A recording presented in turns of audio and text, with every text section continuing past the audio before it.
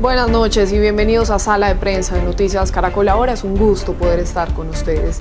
El desperdicio de alimentos cada día en el mundo es enorme y nos llama a la reflexión justo cuando millones de personas en los países más pobres sufren desnutrición por una muy mala o muy escasa alimentación. En las últimas horas, la organización WWF publicó un preocupante informe sobre el desperdicio de alimentos cada año. Dicho en otras palabras, el 40% de la comida que se produce en las áreas de cultivo no se consume. Y esto además va más allá de las cifras globales, que es lo que estamos haciendo cada uno en nuestras casas. ¿Cuántas veces es que botamos a la basura comida o alimentos que no consumimos, o botamos esos alimentos que se pierden o se dañan? Ese es nuestro tema de hoy. Por eso hemos invitado a Camila Camaert. Ella es la coordinadora de Sistemas Alimentarios Sostenibles en WWF Colombia. Gracias por estar con nosotros. Bienvenida a Sala de Prensa. Y qué fuerte todo este panorama, Camila. Muchas gracias, Juanita, por la invitación, y pues me parece muy interesante poder estar acá con ustedes para que conversemos un poco más de la seriedad del problema, pero también de todas las opciones que podemos empezar a implementar para ayudar a la solución. Sin duda, para atenderlo a fondo y más en estos momentos tan difíciles por la pandemia en los que tanta gente ha caído incluso en la pobreza, pasando también hambre.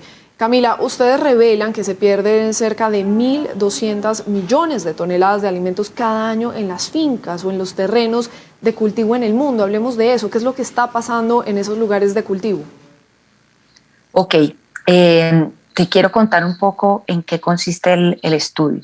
Digamos que cuando hablábamos del desperdicio y la pérdida de alimentos, hablábamos de un valor en general que estaba alrededor del 33% de lo que se producía en total. Pero todavía no sabíamos o no había una buena información que nos pudiera decir qué estaba pasando a escala de finca y en esos momentos preproducción, durante la producción y después de la producción.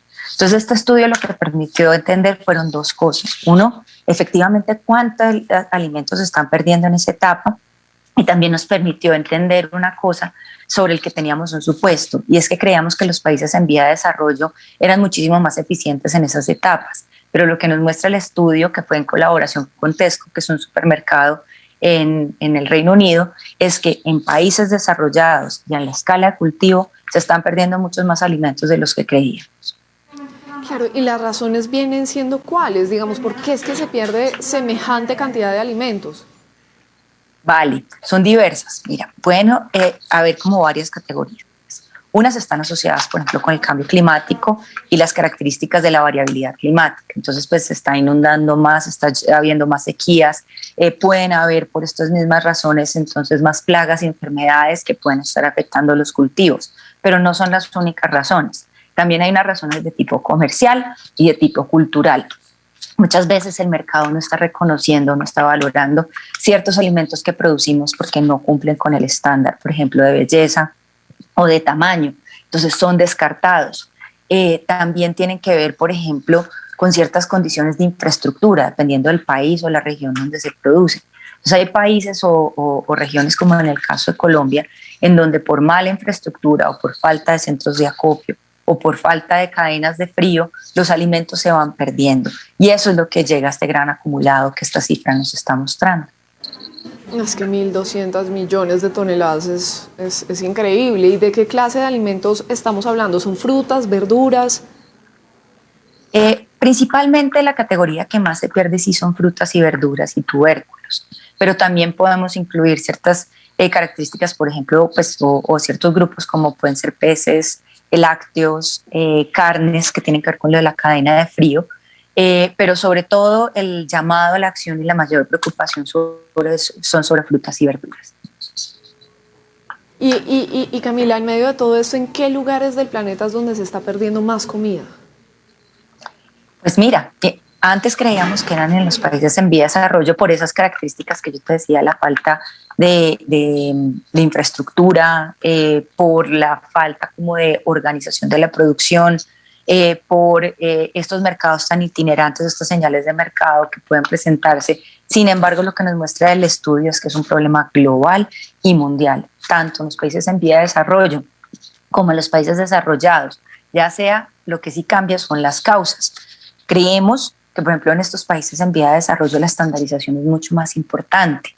y por eso se descartan más alimentos. Mientras que en los países como Colombia pueden ser más las características que te digo de mala infraestructura, malos cuartos fríos, pero también mala planificación de la producción. No sé si recuerdas hace unos años, por ejemplo, cuando hubo la fiebre del noni o cuando ha habido la fiebre de ciertos productos que todos los campesinos siembran y después el mercado se revienta y no hay quien los compre y muchas veces sale mejor botarlos que pagar por transportarlos. Claro, sin duda, y las vías terciarias y demás es todo un tema que se empieza a engranar y termina también fallando y eso lleva a que también se desperdicien todos estos alimentos. Es también esa falta de inversión en el campo. Camila, el 40% de esa comida que se pierde contribuye al efecto invernadero. Es decir, esto también genera todo un tema de daño ambiental. ¿Cómo es que está pasando esto también? Correcto. Esto también nos ayudó a contabilizar qué estaba pasando con los gases de efecto invernadero y nos muestra que el valor que antes pensábamos era alrededor del 8% y superior. Es un total del 10% de las emisiones. Saben que entre los compromisos climáticos de los países tenemos el compromiso de hacer una reducción y pues cómo hacemos o cómo nos movemos para hacer esa reducción. Lo primero que tenemos que saber es cuánto estamos contribuyendo y hacer la medición. En este caso, para el tema de pérdida y desperdicio de alimentos, todavía tenemos un reto grandísimo. Y es que como la responsabilidad es compartida a lo largo de toda una cadena, no solamente un sector, sino son actores de la producción, del transporte, de la comercialización y hasta nosotros mismos como consumidores, pues esas emisiones se van repartiendo a lo largo de todos estos actores. Y lo más importante es que, pues si esta comida que se pierde no cumple su función, que es ser comida, entonces va a terminar en botaderos produciendo todavía un valor mayor de emisiones. Claro, porque es que en la producción de esa comida que se desperdicia, pues se utiliza tierra, agua, energía y eso además entonces sí termina contribuyendo por supuesto al cambio climático, que ya lo vemos evidente en estos lugares de China, en Japón, en distintas zonas de Europa. Por supuesto, y me acabas de dar un muy buen punto. Digamos que en mi explicación anterior no había contado, pues claro, todas las emisiones del sector alimentos que tienen que ver con el cambio de uso del suelo y las actividades propias, pues que tienen que ver con la maquinaria, la preparación del terreno, el cultivo, los agroquímicos, tienen también unas contribuciones importantes a los gases de efecto invernadero. Después se transportan, llegan a los grandes sucursales o los centros de abasto y si no cumplen con su labor, que es la que te decía anteriormente, de ser alimentos y terminan en botaderos, pues van a contribuir al cambio climático. Y finalmente, pues también lo que decías de otros sitios, realmente en Colombia también ya estamos viendo el cambio climático. Esta variabilidad tan marcada de muchas lluvias o muchas sequías es parte de las consecuencias del cambio climático. Entonces tenemos en las manos también una responsabilidad que tiene que ver con pues que los alimentos cumplan su función, con cómo podemos contribuir a la nutrición, que tú ya lo mencionaste también, hay mucha gente pasando hambre y con necesidad de alimentos, y adicionalmente también cómo contribuimos a que el uso de los recursos naturales pues sea más sostenible y no sean también utilizados en vano para que terminen después estos alimentos en la basura. Claro, y no será además que se están produciendo alimentos de una manera poco eficiente, es decir, mucho más donde se necesitan menos y menos donde se necesitan más, o tiene que ver, por supuesto, con esto que ya mencionábamos también de la producción, de todas esas cadenas de producción. Pues yo creo que es una pregunta bastante interesante. O sea, lo que nosotros estamos planteando, o pues lo que se ve en el contexto del Sistema Mundial de Alimentos, es que cada vez demandamos más alimentos porque somos una población creciente.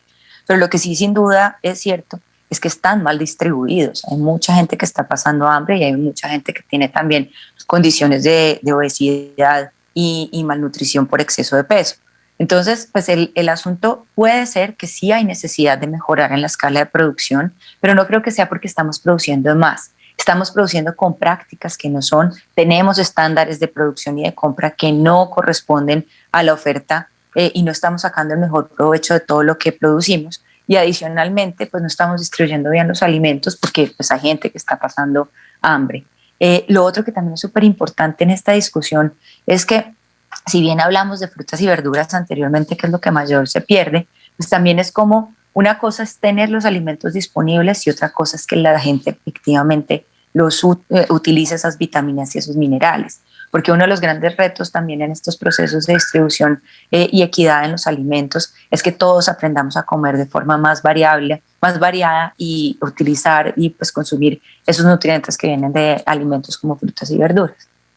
Camila, según entiendo y a lo largo de todo este diálogo, ya hemos dicho, se pierden más o menos unas 1.200 millones de toneladas de alimentos.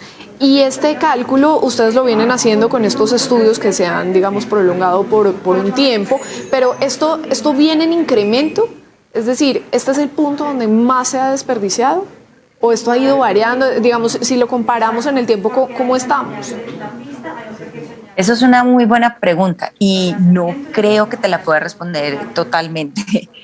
Creo que ¿qué es lo que estamos empezando a ver en este momento? Hasta ahora estamos teniendo datos. Anteriormente, pues se estaba midiendo, o sea, si no medimos, no sabemos qué es lo que estamos perdiendo y no sabemos cómo lo estamos gestionando. Entonces, en este momento, la gran fuerza que está haciendo desde los ODS y en particular el ODS 12.3, que tiene que ver con la pérdida y desperdicio de alimentos, y pues diferentes organizaciones como la FAO, ONU Medio Ambiente, nosotros, es fomentar la cultura de la medición. Entonces no sabemos a ciencia cierta si antes votábamos más o se perdían menos alimentos.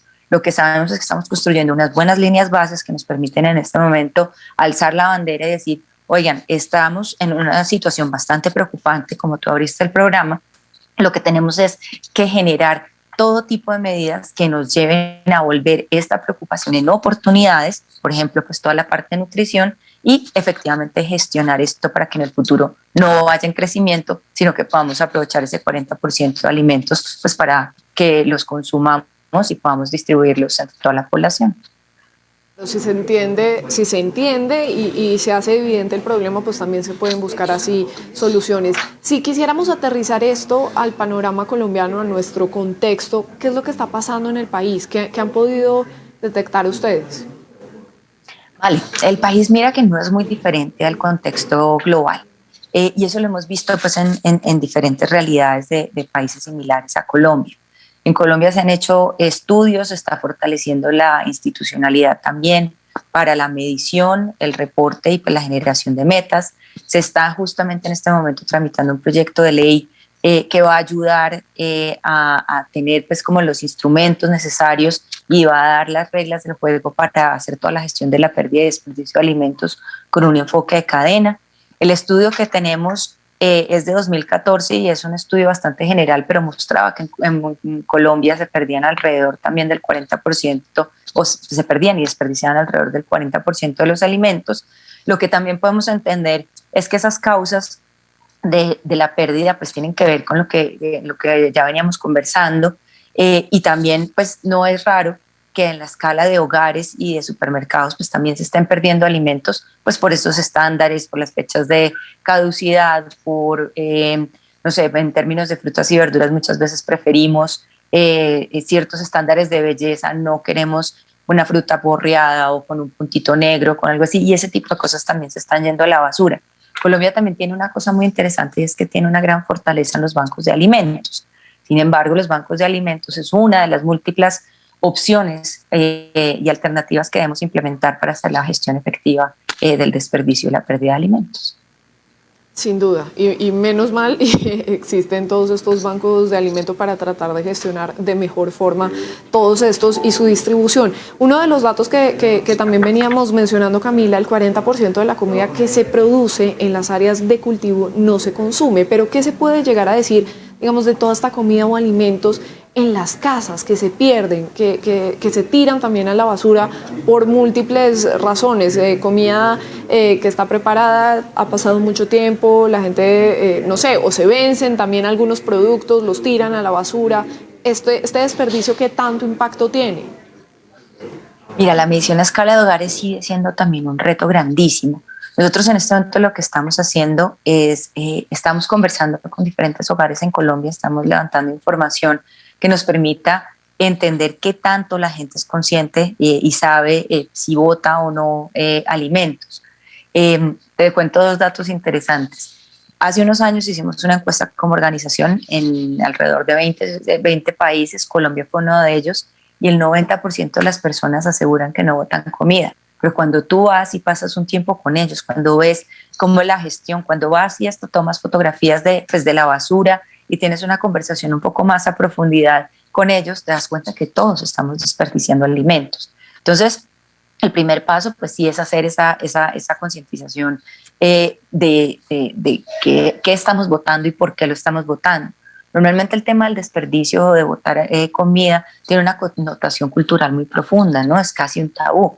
Nadie va a sentirse bien por desperdiciar comida, pero no somos conscientes que lo estamos haciendo. Entonces, igual que cuando hablamos de los países o a nivel mundial, lo primero que tenemos que hacer es entender si sí estamos desperdiciando y si estamos botando alimentos, cuáles son las causas. En hogares, tú me preguntabas, muchas veces tiene que ver con temas de almacenamiento, o cocinamos mucho y lo guardamos y decimos que lo vamos a consumir después y finalmente eso no pasa.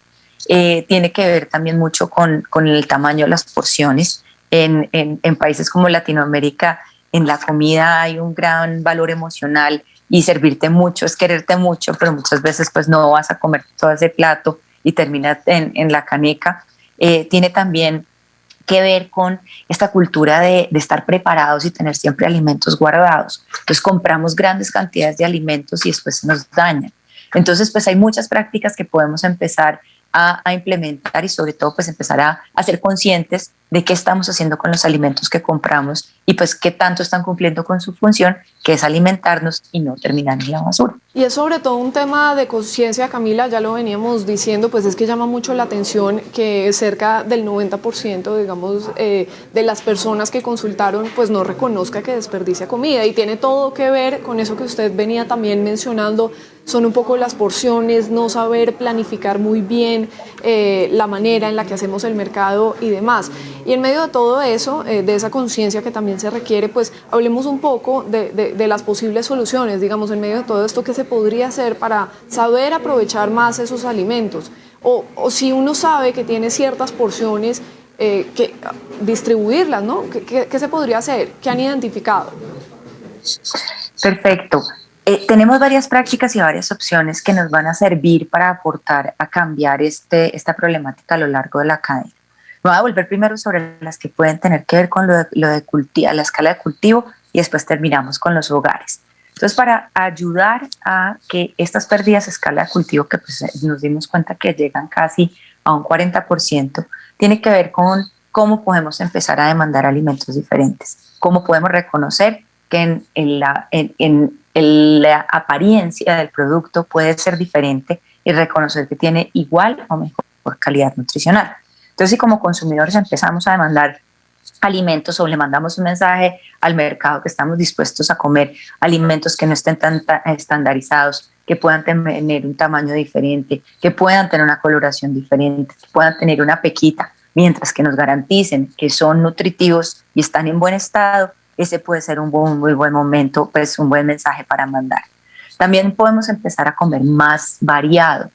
Los colombianos y pues a nivel mundial, pero en Colombia en particular, comemos de forma bastante simplificada en relación con la cantidad de alimentos que tiene el país y que ofrece el país. Entonces, en la medida en que empecemos a comprar una que otra verdura diferente, una que otra fruta diferente, vamos a apoyar también a que esto no se quede en el campo y que pueda tener un mercado y que pueda ser distribuido y consumido. Adicionalmente, otra de las cosas, y ahí voy a saltar a la escala de hogares, es que debemos comer muchas más frutas y verduras. Comemos muy pocas frutas y verduras los colombianos. Y el reto que, por ejemplo, nosotros indicamos desde WWF es que un tercio de tu plato sean frutas y verduras y que las consumas al menos 3 veces al día.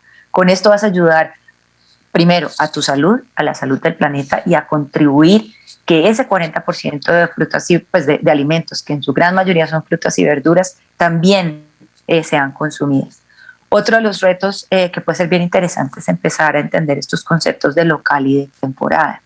Cuando consumimos de forma local, estamos acortando también esas distancias de donde viene la comida. Podemos tener comida mucho más fresca, pero también estamos ayudando a solucionar problemas pues, que tienen que ver con la discusión de emisiones que vimos. Y finalmente, en temporada, si en un país tropical como Colombia nos ofrece 365 días de luz y de sol, donde podemos producir todo tipo de cosas, donde tenemos múltiples cosechas, pues hay ciertos productos que, dependiendo de la planificación de los cultivos, están en sobreoferta. Escojamos estos productos, no dejemos que se pierdan, no tenemos que estar comiendo siempre lo que pues, estamos acostumbrados, no sé, mi ensalada siempre tiene que tener tomate, pues de pronto en esta oportunidad, si el tomate no está en temporada, pero sí está en temporada el pepino, pues metámosle a comer mucho más estos alimentos que están en temporada.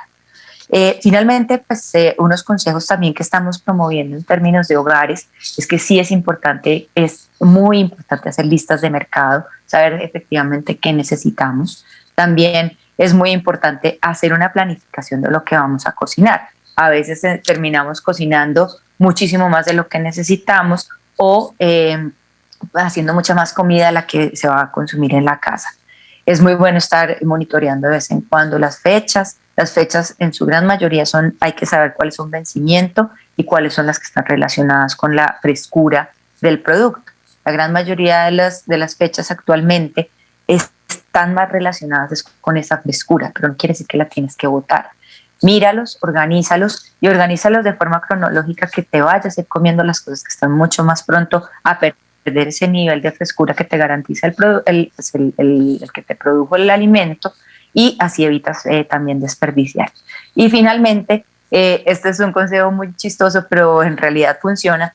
En muchas de las zonas en donde tenemos que guardar sí o sí los alimentos en cajitas o almacenarlas en algún tipo de envases, ojalá sean transparentes, porque cuando los envasamos se nos olvida qué es lo que hay ahí, estamos cogiendo mucho más rápido en la nevera, que eso es otra cosa que también se puede hacer, es poner todo visible en la nevera para que podamos ir seleccionando de forma pues más fácil, pero cuando están guardadas y muchas veces no vemos qué hay adentro, lo más seguro es que cuando lo abran ya está dañado. Hagan el ejercicio y están a dar cuenta.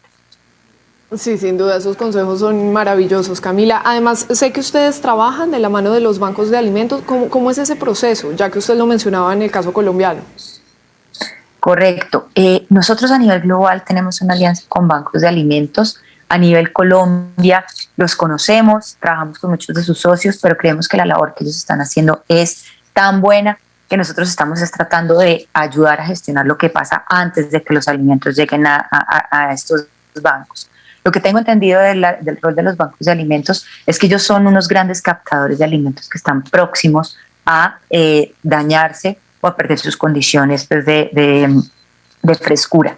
Entonces ellos están recibiendo muchas frutas y verduras, muchas hortalizas, tubérculos, están recibiendo lácteos, están recibiendo pues, cierto tipo de alimento en mayor medida, y ellos entonces son casi un operador logístico con un rol importantísimo, y es recibir y poder distribuir para garantizar nutrición a las personas que no tienen acceso a los alimentos. Camila, ya para terminar, a manera de conclusión, también sobre ciertas reflexiones que nos debería dejar este tema, estos datos, todos estos estudios que se están llevando a cabo, más allá de esas cifras, ¿en qué deberíamos estar pensando, todas las personas que están conectados con nosotros en este momento, pero también las autoridades, para tratar de generar, digamos, unas soluciones eficaces a todo esto?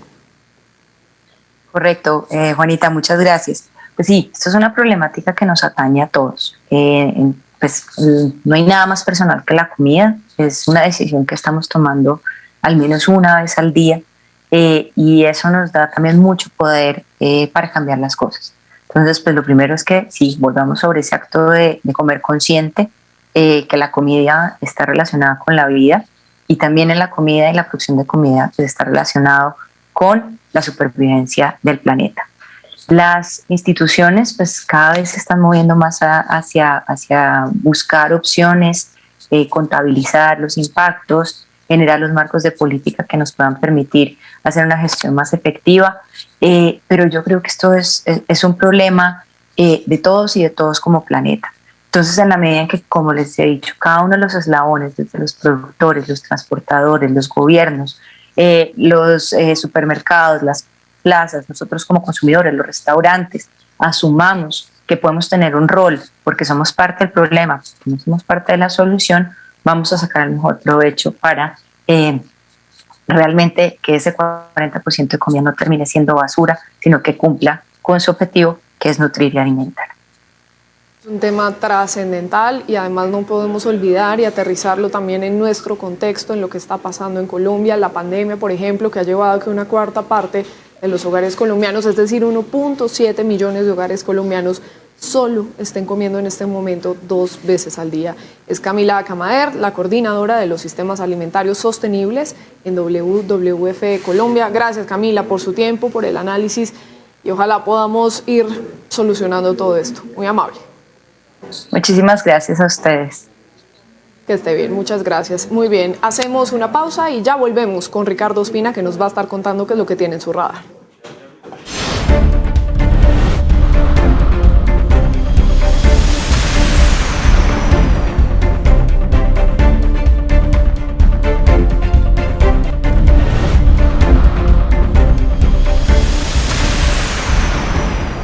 Seguimos en Sala de Prensa y saludamos a Ricardo Ospina, el director de los servicios informativos de Blue Radio, que nos cuenta qué es lo que tiene hoy en su radar. Ricardo.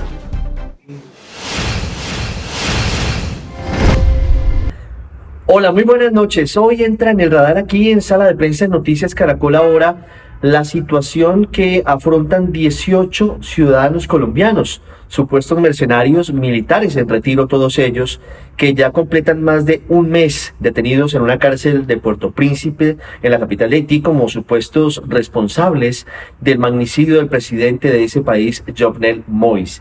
Y son noticia por varias cosas importantes. En las últimas horas se conoció un informe de la Defensoría del Pueblo que estuvo visitándolos a ellos en la prisión, en donde se denuncian situaciones muy graves, situaciones que atentan contra la dignidad de estas personas, y por eso se está pidiendo desde la Defensoría del Pueblo, de una forma clara y decidida, al secretario general de la OEA, Luis Almagro, y a la canciller y vicepresidenta Marta Lucía Ramírez, que tomen cartas en el asunto, porque las denuncias, lo que dicen los colombianos detenidos en Puerto Príncipe, es que han sido víctimas de torturas.